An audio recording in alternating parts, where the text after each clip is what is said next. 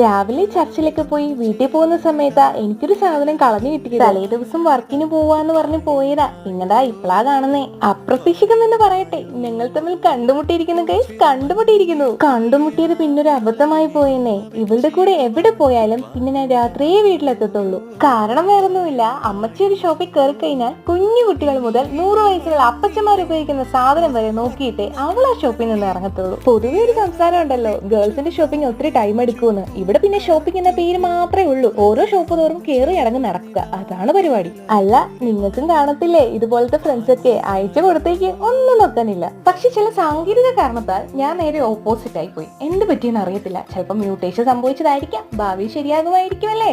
അല്ല, ഞാനൊരു കാര്യം ചോദിക്കട്ടെ, എങ്ങനെയുണ്ട് അർമീനിയയിലെ കാഴ്ചകൾ? നിങ്ങൾക്ക് എന്റെ വീഡിയോസ് ഒക്കെ ഇഷ്ടപ്പെടുന്നുണ്ടോ? നിങ്ങൾ കാണുന്നുണ്ടോ എന്ന് എനിക്ക് മനസ്സിലാവുന്നുണ്ട്, കാരണം വ്യൂവേഴ്സ് ആൻഡ് ലൈക്സ് നോക്കിയാൽ മതിയല്ലോ. എന്നാലും നിങ്ങൾക്ക് വീഡിയോസ് ഒക്കെ ഇഷ്ടപ്പെടുന്നുണ്ടോ എന്നൊരു സംശയം, അതാ ചോദിച്ചേ.